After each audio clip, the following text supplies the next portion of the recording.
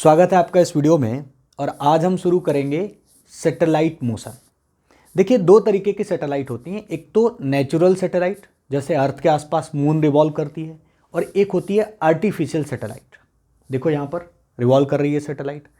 तो कोई सैटेलाइट क्यों रिवॉल्व करती है, उसकी स्पीड कितनी होगी, ऑर्बिटल वेलोसिटी जिसको हम लोग बोलेंगे, और इसके पीछे की क्या सारी कहानी है, आज हम लोग इस वीडियो में आगे कवर करने वाले हैं। क्वेश्चन भी देखेंगे, अच्छे क्वेश्चन उठाएंगे, कुछ हम करेंगे कुछ आप करेंगे। ओके, शुरू करते हैं। सैटेलाइट मोशन, तो हेडिंग लिख लो, सैटेलाइट मोशन। तो फिगर को देखो। सबसे पहले तो मोशन ऑफ सैटेलाइट समझते हैं। ये देखिए अर्थ है, और अर्थ के आसपास हमने एक सैटेलाइट बनाई है जो अर्थ के आसपास सर्कुलर ऑर्बिट में रिवॉल्व कर रही है। तो सबसे पहला सवाल आया कि कौन इसको घुमा रहा है। क्या इसके अंदर हमने कोई फ्यूल इंजन कुछ सेट कर रखा है, या फिर ये अपने मन से ही रिवॉल्व कर रही है? तो आंसर है, आपको यहाँ फ्यूल या इंजन की कोई आवश्यकता नहीं है। ये अर्थ के फोर्स ऑफ अट्रैक्शन की हेल्प से घूमती रहेगी। अच्छा मुझे बताओ, किसी भी ऑब्जेक्ट को अगर सर्कुलर मोशन में घुमाना है, एक बॉल को ऐसे बांधो और ऐसे घुमाओ, तो सर्कुलर मोशन में घुमाने के लिए सबसे ज़्यादा इंपॉर्टेंट क्या है? Centripetal force. और यहाँ पर ये सैटेलाइट रिवॉल्व कर रही है और अर्थ के फील्ड में ही है, इसलिए अर्थ इसको अपनी तरफ अट्रैक्ट करेगी। अच्छा आप सोच कर देखो, मान लेते हैं सैटेलाइट का मास है स्मॉल m, अर्थ का मास ले लेते हैं कैपिटल M। अर्थ इसको क्या कर रही है? अपनी तरफ अट्रैक्ट करेगी, ठीक है। और ये किसी ऑर्बिट में रिवॉल्व कर रही है, और जिस स्पीड से रिवॉल्व कर रही है उसको हमने लिख दिया vo, नीचे छोटा सा o लगा दिया ताकि हमें पता चले हम ऑर्बिटल वेलोसिटी को लिख रहे हैं। जिस वेलोसिटी से सैटेलाइट घूमती है उसी को हम लोग कहते हैं ऑर्बिटल वेलोसिटी। तो सोच कर देखो, ये m मास की सैटेलाइट अर्थ के आसपास क्यों घूम रही है? क्योंकि अर्थ से ही इसको मिल रहा है सेंट्रीपिटल फोर्स। अर्थ इसको अपने सेंटर की तरफ अट्रैक्ट कर रहा है, और गोल गोल घूमने के लिए, लगातार घूमते रहने के लिए क्या नेसेसरी है? Centripetal force. वो कहाँ से आ रहा है? अर्थ के अट्रैक्शन से। तो अर्थ तो हमेशा अट्रैक्ट करती रहेगी, और ये सैटेलाइट एक सर्टेन ऑर्बिट में घूमती रहेगी। इसका मतलब सैटेलाइट को जब लॉन्च किया जाता है तो बाहर, यानी अर्थ के एटमॉस्फेयर से बाहर ले गए, फील्ड से बाहर नहीं, अर्थ के एटमॉस्फेयर से बाहर ले गए और एक सर्टेन ऑर्बिट में रखा, और रख के उसको दे दी ऑर्बिटल वेलोसिटी, और भाई घुमा दिया। अब क्या? अब सेंट्रीपिटल फोर्स अर्थ से मिलता रहेगा और ये सैटेलाइट हमेशा ऐसे घूमती रहेगी। अब इसको किसी फ्यूल की आवश्यकता नहीं है, हमेशा घूमती रहेगी। तो अब सबसे पहला सवाल आया कि ये ऑर्बिटल वेलोसिटी होगी कितनी? निकाल सकते हैं, कैलकुलेट कर सकते हैं, बड़ी आसान सी कैलकुलेशन है। अर्थ इसको क्या दे रहा है? Centripetal force. अर्थ का अट्रैक्शन कितना होगा बताइए जरा। अगर मैं आपसे कह दूं कि अर्थ के सेंटर से इस सैटेलाइट की जो डिस्टेंस है वो स्मॉल r है, तो बताइए फोर्स कितना लिखेंगे? फोर्स लिखेंगे, अट्रैक्शन फोर्स होगा G capital M small m by small r square. Capital M किसका मास है? अर्थ का। स्मॉल m किसका मास है? इस सैटेलाइट का। और r क्या है? उसके सेंटर से डिस्टेंस, ठीक है। इसी फोर्स से हमें क्या मिल रहा है? सेंट्रीपिटल फोर्स मिल रहा है। सेंट्रीपिटल फोर्स का फार्मूला तो हम जानते ही हैं, तो Gmm बाई r स्क्वायर को सेंट्रीपिटल फोर्स क्या होता है? mv square by r। बराबर कर दो दोनों को। जैसे ही आप दोनों को बराबर करोगे, ये देखिए स्मॉल m कट गया, क्या बना? वेलोसिटी का क्या फार्मूला आ गया? तो और देखो, एक r की एक पावर भी कट जाएगी, तो सर वेलोसिटी का जो फार्मूला आ जाएगा वो आ जाएगा अंडर रूट, बोलिए क्या बनेगा? Gm by small r। ये आ गई वेलोसिटी, और यही वेलोसिटी है हमारी ऑर्बिटल वेलोसिटी। कितना सिंपल सा एक्सप्रेशन है। जो फोर्स ऑफ अट्रैक्शन था, उसी फोर्स ऑफ अट्रैक्शन को हमने क्या कर दिया? उसी फोर्स ऑफ अट्रैक्शन से हमें क्या मिल गया? सेंट्रीपिटल फोर्स, और हमने बराबर कर दिया, और हमें किसका एक्सप्रेशन मिल गया? ऑर्बिटल स्पीड का एक्सप्रेशन मिल गया। अच्छा, ये स्मॉल r कहाँ से डिस्टेंस है? सेंटर से। कई बार क्वेश्चन ऐसे भी बोलेगा कि नहीं, हमको सरफेस से सैटेलाइट जिस ऑर्बिट में घूम रही है उसकी हाइट गिवन है। देखिए जरा, देखिए, जैसे मान लीजिए मैं आपसे कह दूं कि हमें क्वेश्चन में ये हाइट गिवन है, देखिए ये हाइट h गिवन है, और अर्थ का रेडियस r गिवन है। ये देखिए यहाँ से यहाँ तक रेडियस r हमने बोल दिया, और ये इसकी हाइट h बोल दी। तो भाई स्मॉल r की जगह आप क्या लिख देना? आर प्लस एच लिख देना, क्या बुराई है उसमें? कुछ नहीं है सर, बड़ा सिंपल सी बात है। हम तब ऑर्बिटल वेलोसिटी का फॉर्मूला लिख देंगे जी एम बाई, और नीचे क्या लिखने वाले हैं, रेडियस प्लस हाइट। ये देखिए एक ही बात है, कुछ भी नया नहीं कर रहे अपन। तो ये हो गया अपना फार्मूला। ओके, नोट कर लें। अच्छा, कुछ सैटेलाइट्स ऐसी होती है ना जो अर्थ के बहुत पास रिवॉल्व करती हैं, जिनका काम है जीपीएस नेविगेशन, है ना। गूगल मैप आप देखते हैं ना, तो वो सैटेलाइट बहुत अर्थ के पास रहती हैं, अर्थ के सरफेस से या अर्थ के एटमॉस्फेयर से 8-10 किलोमीटर के हाइट पर रहती हैं। और कुछ सैटेलाइट होती हैं जिनका काम है कम्युनिकेशन का, उनको हम आगे चलकर पढ़ेंगे भी, उनका नाम है जियो स्टेशनरी सैटेलाइट्स। खैर अभी कंफ्यूज मत हो कि सर ये नए नाम क्या आप ले रहे हो, आगे बताएंगे अपन इसके बारे में। लेकिन कुछ सैटेलाइट अर्थ के सरफेस से काफ़ी दूर होती हैं, लगभग 36,000 किलोमीटर दूर होती हैं। लेकिन कुछ सैटेलाइट अर्थ के आसपास ही रिवॉल्व करती हैं, बहुत पास में, जिनका काम होता है मैप बनाना, नेविगेट करना, है ना, जिनका काम है वेदर फोरकास्ट करना कि बताओ मौसम कैसा क्या चल रहा है, यानी बहुत करीबी सैटेलाइट्स। तो अगर बहुत करीबी सैटेलाइट है कोई, तो इसका मतलब उसका एच जो है वो अर्थ के रेडियस के कंपैरिजन में बहुत कम होगा। और अगर एच रेडियस के कंपैरिजन में बहुत कम है तो इस फार्मूले को आप इसमें एच इग्नोर कर सकते हो आप। तो बताइए फिर ऑर्बिटल स्पीड का क्या फार्मूला बन जाएगा? सर ऑर्बिटल स्पीड का फार्मूला बन जाएगा G M by capital R. ये बन जाएगा सर ऑर्बिटल स्पीड का फार्मूला। लेकिन ध्यान रहे ये फार्मूला कब? उस सैटेलाइट के लिए जो सैटेलाइट अर्थ के बहुत पास में है। अच्छा, आपने एस्केप स्पीड का फार्मूला पढ़ा था, याद है आपको? आ जाओ जरा इनको रिलेट कर देते हैं। रिलेशन बिटवीन एस्केप स्पीड और ऑर्बिटल स्पीड। बताओ भाई, ऑर्बिटल स्पीड का फार्मूला अभी अभी हमने आपको बताया, कितना था, कितना है? Root G M by R. किस केस में? जब आप बहुत पास वाले सैटेलाइट को ले रहे हो। और एस्केप स्पीड का फार्मूला आपने पढ़ा था, कितना था? Root 2 G M by R. देखो देखो देखो, क्या दोनों को आपस में रिलेट किया जा सकता है? हाँ सर, बिल्कुल रिलेट कर सकते हैं। क्या मैं लिख सकता हूं कि जो एस्केप स्पीड है और जो ऑर्बिटल स्पीड है उसमें रूट 2 का खेल है केवल। देखो कितने का खेल है? रूट 2 का। कौन ज़्यादा है? एस्केप वाली स्पीड ज़्यादा होती है और ऑर्बिटल वाली स्पीड कम होती है। तो रूट 2 का केवल खेल है, यानी ऑर्बिटल में अगर रूट 2 का मल्टीप्लाई कर दिया जाए तो वही ऑर्बिटल स्पीड क्या बन जाएगी? एस्केप। एस्केप कौन सी स्पीड थी? जिस स्पीड से बॉडी अर्थ के फील्ड से बाहर चली जा रही थी। अभी जस्ट पहले वाले वीडियो में हमने कवर करा इसको, है ना। तो ये हो गया दोनों में रिलेशन, याद कर लीजिए इसको, बिल्कुल कोई दिक्कत। अच्छा एक बात बताओ, ये जो फार्मूला है ना, इसको स्मॉल जी के टर्म में भी तुम लिख सकते हो। कैसे स्मॉल जी के टर्म में लिख सकते हैं हम देखिए जरा। भाई small G is equal to क्या होता है? Capital G M by R square होता है। तो कैपिटल जी एम की जगह क्या लिख सकते हो? स्मॉल जी आर स्क्वायर लिख सकते हो। रख दो यहां पर ये वैल्यू उठाकर, एक आर स्क्वायर से आर कट जाएगा, अल्टीमेटली हमारा जो फार्मूला बनेगा वो बनेगा स्मॉल जी के टर्म में जी आर। ये देखिए ये फार्मूला बन गया, है ना। ऑर्बिटल स्पीड किन किन बातों पर डिपेंड करती है? क्या सैटेलाइट के मास पर डिपेंड करती है? नहीं सर, ये तो कट गया था। क्या अर्थ के मास पर डिपेंड करेगी? हाँ सर। क्या अर्थ के रेडियस पर डिपेंड करेगी? हाँ सर। तो ये डिपेंडेंसी है, डिपेंडेंसी बेस्ड क्वेश्चन भी आपसे पूछा जा सकता है। तो ये रहा अपना फार्मूला, है ना, और ये रहा इन दोनों का रिलेशन। किसको हमने किसके साथ रिलेट कर दिया? ऑर्बिटल स्पीड को एस्केप स्पीड के साथ रिलेट कर दिया। अच्छा, अर्थ के लिए अगर आप ऑर्बिटल स्पीड निकालना चाहो, जो सैटेलाइट बहुत पास हैं, तो आप वैल्यू रख सकते हो। यहाँ पर जी की वैल्यू रख दो, अर्थ का रेडियस रख दो, तो ये स्पीड लगभग 8 किलोमीटर पर सेकेंड निकलती है। कितनी निकलती है? 8 किलोमीटर पर सेकेंड। यानी अर्थ के आसपास वाले जो सैटेलाइट हैं, जो पास वाले सैटेलाइट हैं, वो 1 सेकेंड में 8 किलोमीटर, 8 किलोमीटर पर सेकेंड अर्थ के आसपास रिवॉल्व करते हैं। ओके, ऑर्बिटल स्पीड और एस्केप स्पीड में केवल रूट 2 का खेल है।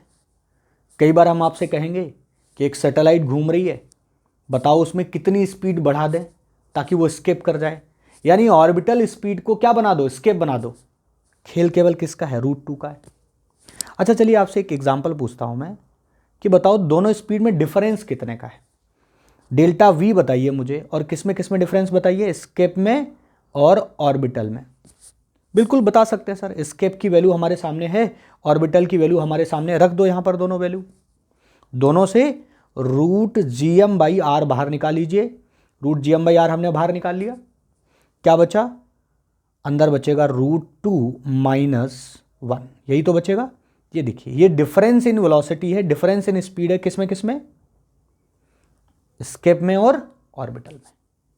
तो भाई स्केप और ऑर्बिटल में इतने का डिफरेंस है। अगर आप डाटा वाइज भी सोचो तो हमने आपको ऑर्बिटल स्पीड का वैल्यू क्या बताया, अप्रॉक्स 8 किलोमीटर, स्केप का कितना है 11.2, डिफरेंस है कि नहीं है। भाई अगर मान लो कोई सैटेलाइट रिवॉल्व कर रही है, अर्थ के आसपास है, और उसका 8 किलोमीटर पर सेकंड स्पीड है, मैंने कहा इसको स्केप कराओ, तो 8 को कितना बनाना पड़ेगा, स्केप कराने के लिए कितना चाहिए 11.2, तो 8 किलोमीटर पर सेकंड को आपको 11.2 किलोमीटर पर सेकंड बढ़ाना चाहिए, यानी ये डिफरेंस आपको बढ़ाना पड़ेगा। ऑर्बिट करती हुई सैटेलाइट को अगर तुम्हें स्केप कराना है तो उसकी स्पीड बढ़ानी पड़ेगी, कितनी बढ़ानी पड़ेगी, कितनी एक्स्ट्रा स्पीड देनी पड़ेगी, उसका ये फार्मूला हो गया डेल्टा वी। डेल्टा वी मतलब और एडिशनल कितना देना पड़ेगा, कितना हमें चेंज करना पड़ेगा, ठीक है। अगर परसेंटेज में पूछा जाए तो आप परसेंटेज में भी निकाल सकते हैं कि कितना परसेंट हम स्पीड बढ़ा दें, बिल्कुल आप निकाल सकते हैं परसेंटेज में। देखिए इसको भी आप पॉइंट बनाकर लिख सकते हैं, ये पहला पॉइंट। दूसरा पॉइंट कि कोई सैटेलाइट घूम रही थी, मैं उसकी कितने परसेंट स्पीड बढ़ा दूं ताकि वो अर्थ के फील्ड को छोड़ दे।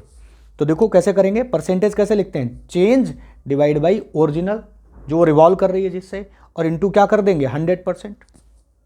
करिए जरा, निकालिए, देखिए क्या बनेगा, √GM/r ऊपर है और ये चल रहा है √2 - 1, और डिवाइड बाई ओरिजिनल क्या है, ओरिजिनल ऑर्बिटल स्पीड क्या थी जिससे वो घूम रहा था, GM/r इंटू 100%। जब आप सॉल्व करेंगे तो आपको ये मिलेगा 41%। बिल्कुल आसान है, देखो ये कट गया, √2 की वैल्यू 1.41 और सॉल्व कर दो। यानी घूमती हुई सैटेलाइट की अगर 41% स्पीड बढ़ा दी जाए तो वही सैटेलाइट जो घूम रही है वो स्केप कर जाएगी। तो these are the 2 important points, आप इनको अपने नोट्स में लिख सकते हो। अब नंबर है एक सवाल का, लिख लो इसको, लिख लो, लिख लिया। अब नंबर है क्वेश्चन का, ये रहा आपके सामने क्वेश्चन, पढ़िए इसको पहले, देखिए क्या कह रहा है क्वेश्चन, आराम से तसल्ली से इसकी लैंग्वेज पढ़िए और अटेम्प्ट करिए, और अटेम्प्ट करके आप मुझे कमेंट कर दीजिए, क्योंकि अभी अभी जस्ट नाउ मैंने इसका कॉन्सेप्ट बताया। बिल्कुल आप कर लेंगे, बट लैंग्वेज थोड़ी ध्यान से पढ़ना। पढ़ो, मैं वेट करता हूँ, मैं इसमें बिल्कुल आपको इंटरप्ट नहीं करूँगा, मैं बिल्कुल सन्नाटे में हो जाता हूँ, आप शांत होकर आराम से इसकी लैंग्वेज पढ़िए। स्क्रीन रोक लो और पढ़ो। अरे सर ये तो वही बात है जो अभी अभी आपने पढ़ाई है, बस ध्यान से अगर आप देखो तो हम लिख रहे हैं कैपिटल GM/r, और ये उसी की जगह उसी प्लेस पे क्या लिख दे रहे हैं, √g r, बस इतनी सी बात है। यानी कैपिटल GM के जगह ये क्या यूज कर रहे हैं, स्मॉल g यूज कर रहे हैं कैपिटल G की जगह, बात बाकी तो सब कुछ कहानी वही है। बोलो क्या करेक्ट ऑप्शन होगा, सर ये करेक्ट ऑप्शन होगा, अभी अभी आपने जस्ट बताया है ना, तो आप इसको नोट कर सकते हैं। आगे बढ़ते हैं अपन। तो अभी आपने देखा था ऑर्बिटल स्पीड, अब हम आपको बताएंगे उसका टाइम पीरियड ऑफ रेवोल्यूशन, यानी ये एक चक्कर पूरा करने में कितना टाइम लेगा, उसी को तो टाइम पीरियड कहते हैं। उसका फार्मूला देखते हैं। देखिए आपने इसके घूमने की स्पीड का क्या फार्मूला बना लिया था, घूमने की स्पीड का सर अभी अभी हमने फार्मूला देखा √GM/r। आप स्मॉल r यूज करिए, है ना, स्मॉल r यूज करने से फायदा क्या होगा कि सर अगर आप सरफेस से हाइट भी दे दोगे तो हम क्या लिखेंगे h+r लिखेंगे, और अगर सरफेस के बहुत करीब होगा तो इसी स्मॉल r को रेडियस लिख दिया करेंगे, है ना। तो ये हमने जनरल फॉर्मेट में लिख दिया कि ये घूमने वाली सैटेलाइट की ऑर्बिटल स्पीड है। अब बताओ मुझे, कोई इस ऑर्बिटल स्पीड से गोल गोल गोल गोल गोल गोल घूम रहा है, तो अगर कोई इस ऑर्बिटल स्पीड से गोल गोल घूम रहा है तो एक चक्कर पूरा करने में कितना टाइम लेगा, तो सर बहुत सिंपल है निकालना, टाइम इज इक्वल टू कितनी डिस्टेंस घूम के आएगा बताओ जरा एक चक्कर पूरा करने में, स्मॉल r रेडियस है, कितना सर डिस्टेंस घूम के आएगा 2πr, और किस स्पीड से घूम रहा है v0 स्पीड से या vo स्पीड से घूम रहा है। हमने सिंपल सा फार्मूला लगा दिया, speed is equal to distance upon time, क्योंकि ये कांस्टेंट स्पीड से यूनिफॉर्म मोशन करता है सैटेलाइट, किस स्पीड से vo स्पीड से यूनिफॉर्म सर्कुलर मोशन है, तो एक चक्कर पूरा करने में टाइम लगेगा, time is equal to distance upon speed, और स्पीड का फार्मूला तो तुम्हें पता ही है, रख दो इसको यहाँ पर, बताइए जरा क्या बनेगा, ये बनेगा 2πr डिवाइड बाई GM/r, ये देखो बन गया। बताइए कोई दिक्कत, कोई दिक्कत नहीं सर, थोड़ा इसको और अच्छे से आप लिख सकते हो, ये फार्मूला थोड़ा देखने में अभी उतना अच्छा नहीं लग रहा, आप एक काम करो, दोनों तरफ स्क्वायर कर दो। स्क्वायर करो जरा दोनों तरफ, क्या बन जाएगा, ये बन जाएगा टी स्क्वायर और इधर क्या बनेगा 4 पाई स्क्वायर आर स्क्वायर बनेगा और नीचे से रूट हट जाएगा और नीचे वाला जो स्मॉल आर है उसको भी ऊपर ले जाओ, तो देखो मेरे हिसाब से बन जाएगा 4 पाई स्क्वायर और यहाँ बनने वाला है आर क्यूब और नीचे आ जाएगा जी कैपिटल एम। ये बनेगा जाके, ये बन गया फार्मूला किसका, किसका फार्मूला, यहाँ कैपिटल टी क्या है, टाइम पीरियड। किसका टाइम पीरियड, जो सैटेलाइट आसपास रिवॉल्व कर रहा है। अच्छा, ये जो फार्मूले हैं ये जरूरी नहीं कि किसी आर्टिफिशियल सैटेलाइट के लिए ही हो, नेचुरल सैटेलाइट के लिए भी आप ये फार्मूले यूज कर सकते हो। ओके, क्योंकि सैटेलाइट के मास से तो कोई लेना देना है ही नहीं, यहां पर कैपिटल एम किसका मास है, अर्थ का मास है। आप इससे एक इंपॉर्टेंट कंक्लूजन और दे सकते हैं कि जो टाइम पीरियड है उसका स्क्वायर डिस्टेंस से प्रोपोर्शनल है, वो भी उसके क्यूब के। ये देखो यहां पर ध्यान से देखो ये रिलेशन, क्योंकि ये नंबर तो कांस्टेंट है यार। अगर ये कांस्टेंट है तो टी स्क्वायर किसके प्रोपोर्शनल होगा, आर क्यूब के प्रोपोर्शनल होगा ना। तो ये इंपॉर्टेंट तरीका हो गया, इंपॉर्टेंट फार्मूला हो गया जो अपने को ध्यान रखना है। कई बार हमको ना इस पर बेस्ड कंपैरिजन करने को क्वेश्चन मिलेगा कि एक सैटेलाइट है वो आर डिस्टेंस दूर है, दूसरी सैटेलाइट है वो 2r डिस्टेंस दूर है, आप इनके टाइम पीरियड कंपेयर करो। बिल्कुल कर लेंगे, बताइए इससे एक फार्मूला और भी बना सकते हैं ना आप, T1/T2 कंपेरिजन वाले का इधर क्या करेंगे whole square is equal to इधर क्या करेंगे R1/R2 का क्यूब। ये देखो ये हम कब यूज करा करेंगे, जब हमें दो सैटेलाइट्स को के टाइम पीरियड को कंपेयर करना होगा। बोलिए कोई दिक्कत, इसको आप नोट कर लीजिए। This is the time period of revolving satellite. लिख लिया भाई, आ जाओ जरा एक क्वेश्चन कर लेते हैं इस पे। देखिए क्वेश्चन क्या कह रहा है, पढ़िए जरा। क्वेश्चन कह रहा है the time period of satellite in circular orbit of radius R is T. यानी पहले उसका रेडियस कितना है, रेडियस हम कहाँ से लेते हैं, सेंटर से लेकर जहाँ सैटेलाइट रिवॉल्व कर रही है उसको इसने दे रखा है आर, और टाइम पीरियड कितना दे रखा है T. The time period of another satellite in circular orbit, जिसका रेडियस कितना कर दिया आपकी बार 4r। तो कंपैरिजन बेस्ड क्वेश्चन आते हैं इस पर, कर देते हैं कंपैरिजन। बताइए अभी अभी हमने आपको फार्मूला बताया, क्या फार्मूला बताया, T square is directly proportional to R cube, था कि नहीं था, बोलो यही था ना। तो क्या बनेगा T1/T2 का whole square is equal to R1/R2 का होल क्यूब। यही तो करना था अपने को। पहले टाइम पीरियड कितना था t, तब रेडियस कितना था r, बाद में टाइम पीरियड पता नहीं और रेडियस दे रखा है, तो फटाफट कैलकुलेशन है कर दीजिए। देखिए पहले टाइम पीरियड ले लीजिए t, बाद का टाइम पीरियड हमें पता नहीं, उसको हमने लिख दिया T2 और इधर का है स्क्वायर, या आप इधर स्क्वायर हटा के सीधा सीधा इधर क्या लिख देंगे, देखो जरा पहले रेडियस कितना था r, फिर रेडियस कितना हो गया 4r और इधर क्या चल रहा था क्यूब, लगा रहने देते हैं, स्क्वायर बाद में कर देंगे। चलिए थोड़ा सॉल्व करते हैं। r से r खत्म हो गया, 1/r की पावर यानी 1/4 की पावर कितना बना 3। अब क्या लेना पड़ेगा, रूट लेना पड़ेगा, क्योंकि इधर क्या है अपने पास स्क्वायर है। तो कितना बन गया जरा देखिए, मेरे हिसाब से T2 की वैल्यू आ जाएगी, क्रॉस प्रोडक्ट कर दीजिए, तो T2 की वैल्यू आ जाएगी अपने पास 4 की पावर 3/2 इंटू टी। 4 की पावर 3/2 आप बिल्कुल आसानी से सॉल्व कर सकते हैं इसको। 4 को आप क्या लिख सकते हैं 2 का स्क्वायर और उसकी पावर कितनी है 3/2, तो ये देखो कट गया, तो क्या बचा 2 का क्यूब मतलब 8। ये रहा अपना आंसर। बड़ा सिंपल सा था, आसान सी कैलकुलेशन थी। तो कंपैरिजन बेस्ड क्वेश्चन अपने को देखने को मिलता है और सिंपल अपने को ये याद रखना है। इवन कैपलस का थर्ड लॉ भी ऐसा ही है, यही है ना, आगे पढ़ेंगे अपन उसको। तो ये बहुत आसान सी बात थी सर।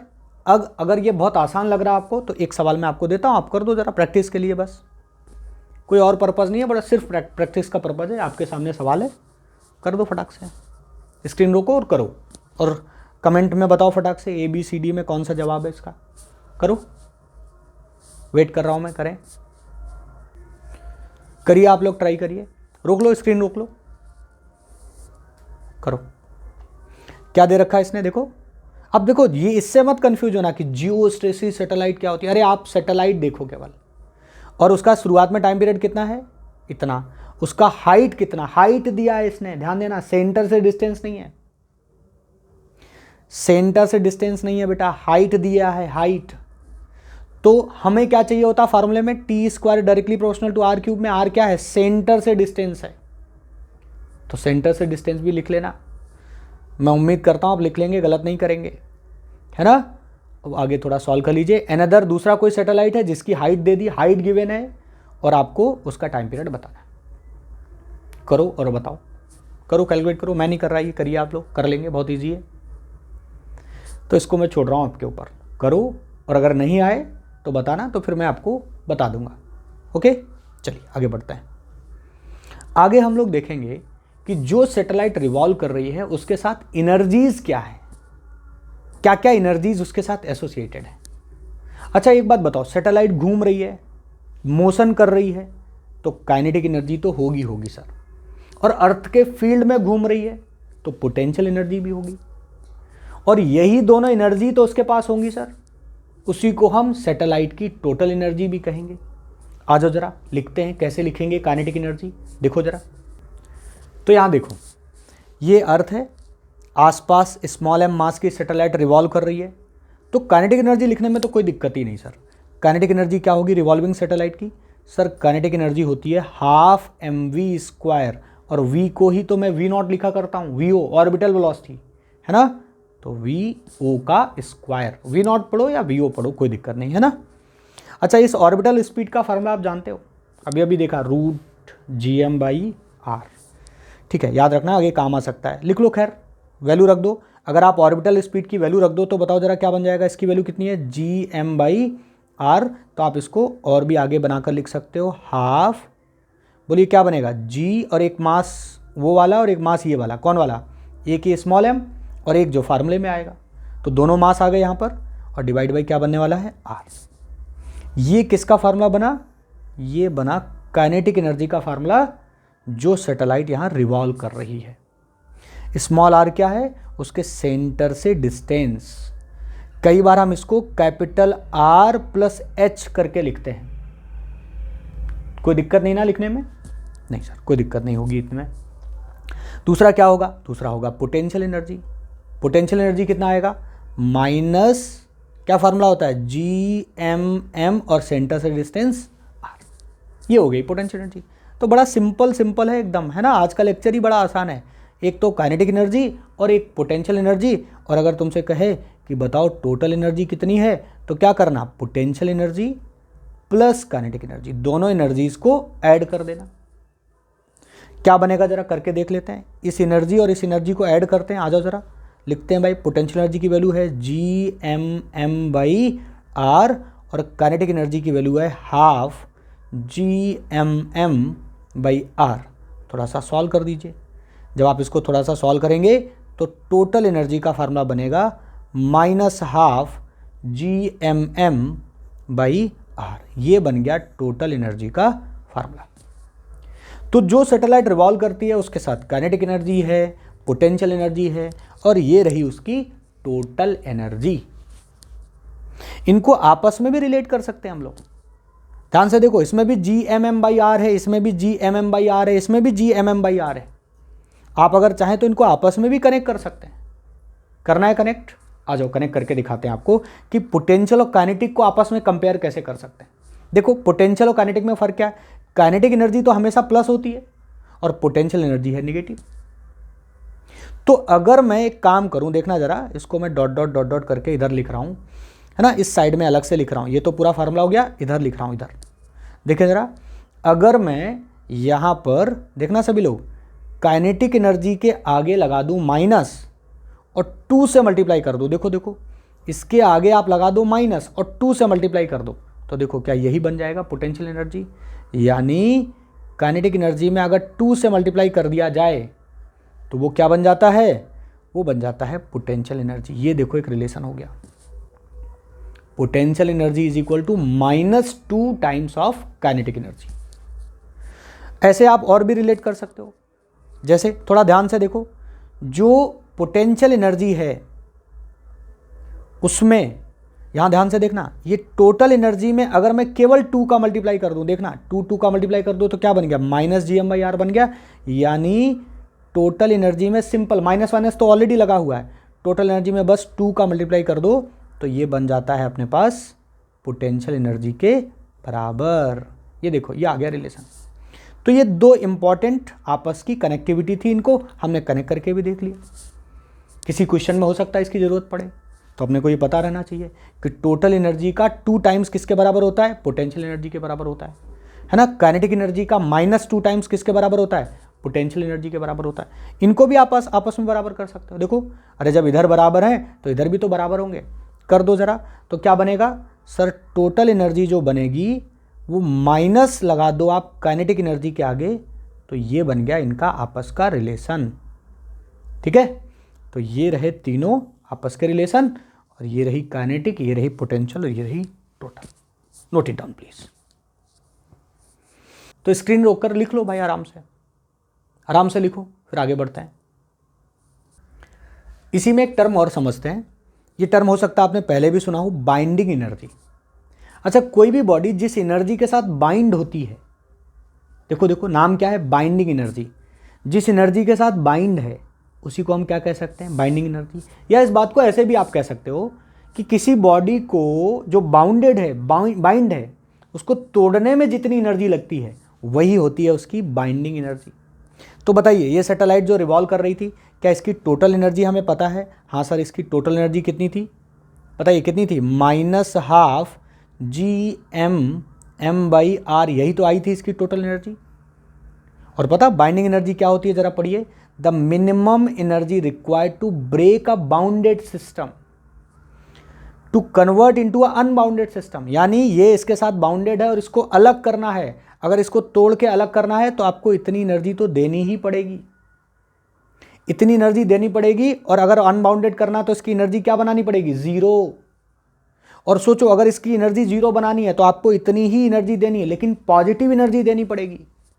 थोड़ा सा साइन का खेल है।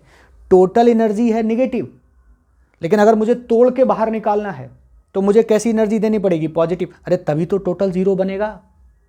तो बाइंडिंग एनर्जी क्या है, minimum energy required to break a bounded system, means आपको उसको किस में कन्वर्ट करना है, अनबाउंडेड सिस्टम में कन्वर्ट करना है, उसी को हम क्या कहते हैं, बाइंडिंग एनर्जी। तो बिल्कुल कंफ्यूज होने की जरूरत नहीं है। बाइंडिंग एनर्जी जो होती है वो टोटल एनर्जी के आगे बस आप माइनस लगा दीजिए। टोटल एनर्जी की वैल्यू देखो वैसे ही नेगेटिव है, जब आप आगे एक और माइनस लगा दोगे तो बाइंडिंग एनर्जी कैसी मिल जाएगी, पॉजिटिव।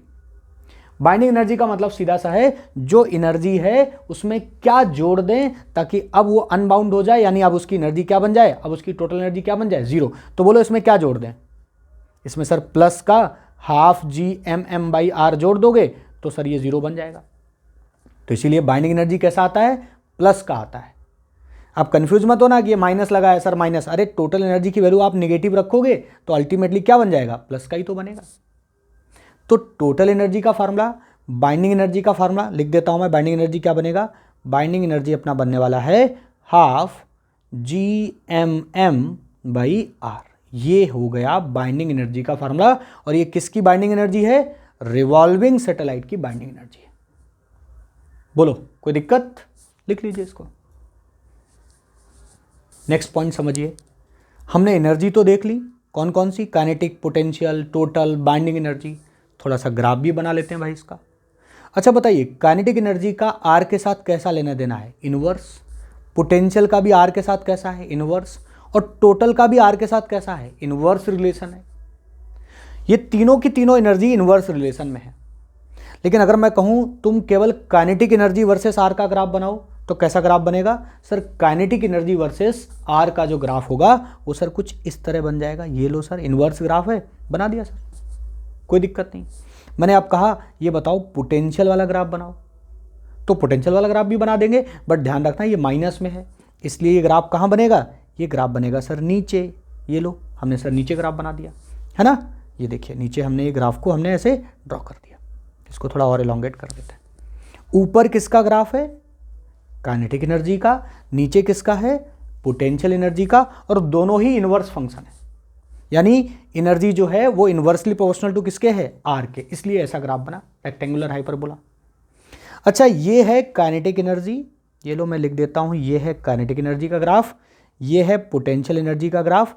और मैं कह रहा हूँ इसी में टोटल एनर्जी का भी बना दो भाई। जब आपने दोनों बना दिए तो देखना सभी लोग ध्यान से, काइनेटिक में आगे हाफ लगा है, पोटेंशियल की वैल्यू अगर देखो तो Gmm/r है, जबकि टोटल की वैल्यू देखो वो भी निगेटिव है। इसका मतलब ग्राफ तो नीचे ही बनेगा सर, लेकिन पोटेंशियल के कंपैरिजन में ये कम है, निगेटिवली कम है।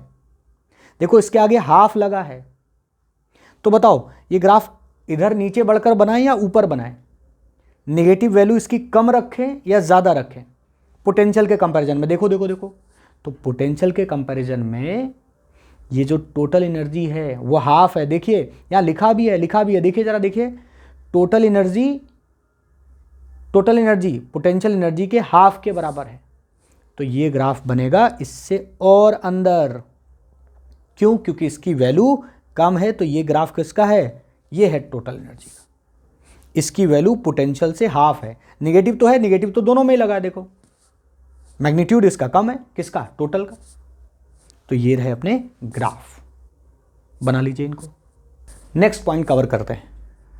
अगर मैं आपसे कह दूं कि मेरे पास एक सैटेलाइट R1 रेडियस के ऑर्बिट में रिवॉल्व कर रही, बढ़िया, कोई दिक्कत नहीं। मैंने कहा भाई इसको कुछ और एनर्जी दे दो, कुछ काम कर दो ताकि इसका ऑर्बिट बदल जाए।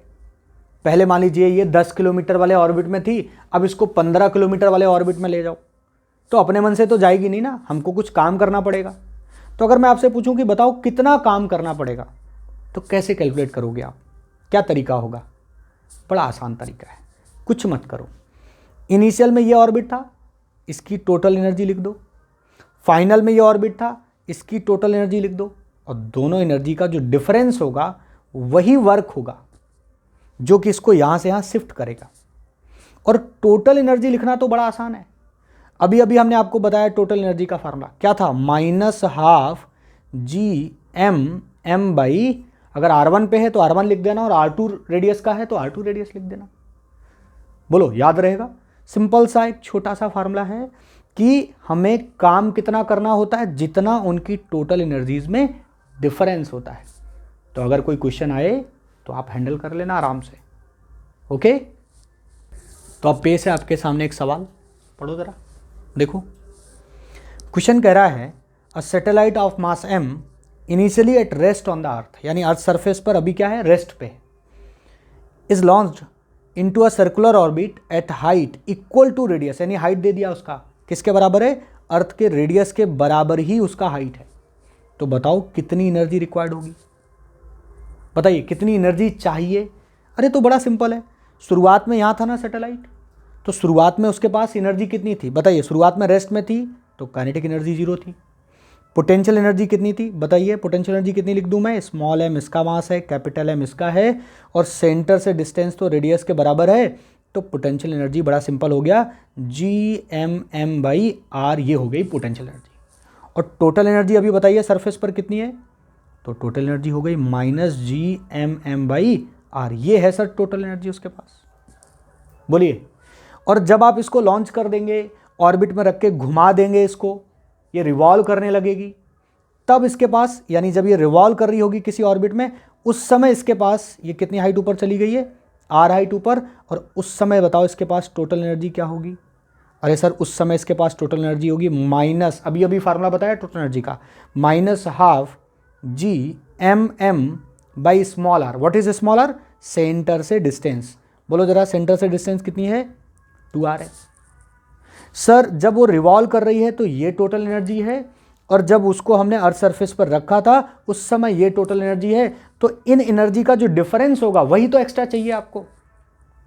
बोलो, मैं आपसे कहूं कि अभी आपके पास 10 जूल है और थोड़ी देर बाद आपके पास 15 जूल हो गया, तो एक्स्ट्रा कितना मिला? 5 जूल ही मिला। तो जो एनर्जी का डिफरेंस होगा ना भाई, वही तो एक्स्ट्रा एनर्जी रिक्वायर्ड होगा, वही तो चाहिए आपको। तो यहाँ एनर्जी लिख ली, यहाँ एनर्जी लिख ली, अब इनका डिफरेंस ले लो। ये फाइनल एनर्जी और ये इनिशियल एनर्जी, बताइए कितना डिफरेंस आएगा? सर एनर्जी का डिफरेंस आएगा final total energy minus initial total energy, वही तो एक्स्ट्रा एनर्जी चाहिए और वही वर्क है। वर्क भी अगर पूछा जाता तो भी हम यही करते। तो आप सॉल्व कर सकते हैं इसको। बोलिए कितना आएगा? फाइनल वाला कितना है? माइनस का 1/4 बनेगा, Gmm/ कितना बना? r, और इधर क्या बन जाएगा? Minus minus plus Gmm/r। इसमें capital G capital M small m/r बाहर निकाल लो, अंदर बचा -1/4 + 1। इसको थोड़ा सा सॉल्व कर देंगे तो ये कितना बन जाएगा बोलिए, ये बनेगा 3/4। अच्छा सर सारे ऑप्शन तो स्मॉल जी के टर्म में, अरे तो बना लेना ना यार स्मॉल जी के टर्म में। बोलो small G is equal to क्या होता है, capital G capital M by R square होता है ना, तो जहाँ जी एम लिखा है वहाँ जी आर स्क्वायर का मल्टीप्लाई कर दो, यानी कैपिटल जी कैपिटल एम किसके बराबर, स्मॉल जी आर स्क्वायर के बराबर है। तो इसकी जगह आप ये स्मॉल जी आर स्क्वायर रख दीजिए और अपना ऑप्शन देख लीजिए, आ जाएगा आपका ऑप्शन। बोलो, तो बड़ा सिंपल सा है, आपको टोटल एनर्जी लिखनी है और उन टोटल एनर्जीज का क्या लेना है, डिफरेंस लेना है। ओके, अब पेश है आपके लिए एक सवाल, ये आपको करना है, पढ़ो और करो, आराम से स्क्रीन रोक लो और तसल्ली में इस क्वेश्चन को पढ़ो और करके इसका जवाब कमेंट बॉक्स में दो। आपके लिए ये सवाल है, मैं नहीं कर रहा, आप ही करेंगे। देखता हूँ कितने बच्चे दे पाते हैं इसका जवाब। फटाफट शुरू हो जाओ, आलस मत करो, कर दो, करो, है ना। इसमें यहीं तक रखते हैं, फिर नेक्स्ट में मिलेंगे।